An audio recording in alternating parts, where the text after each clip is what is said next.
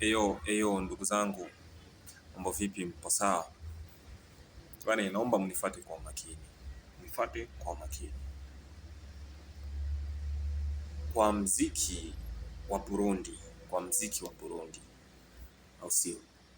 Inaomba kujituma. Mziki wa Burundi unaomba kujituma. Kujituma kivipi? Fanya kazi kwa bidii, hata kama upo na management ambayo kuna kila kitu. Fanya kazi kwa bidii, usichoki kuandika na ujitambue kwa kile ambacho unachokifanya. Acha nimgusie kidogo ndugu yangu Fenji. Fenji ni mtu ambaye amejitolea na najua ni nini ambaye anafanya. Sio. Na najua ni nini ambaye anafanya. Fenji anaandika. Kingine ambacho kinachofelisha mziki wetu wa Burundi ni kimoja. Radio zetu, TV zetu zinatufelisha sana. Kingine, inafaa TV online ambazo zipo Rumonge zina kazi gani?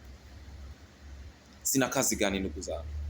TV online ipo pale, msanii ameachia ngoma, fanya jikoni kitu, nenda kama ni studio, nenda kama ni kwa producer aliyeandaa nyimbo hiyo, mfanyie mahojiano kuhusu msanii huyo ili tupate support, vipaji vifike mbali, kwa sababu kama huyu amefeli, hatutoweza kumuinua mwingine.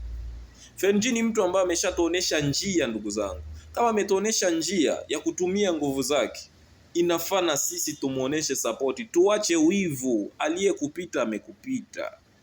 Aliyekuonesha ya kuwa anaweza. Kila ambacho huwezi muachie ambaye anaweza. Kila ambacho hauwezi muachie ambaye. Tutoe support, tumsupport kijana wetu Fenji kwa kazi ambayo anayoifanya. Tizama mwalimu imetoka.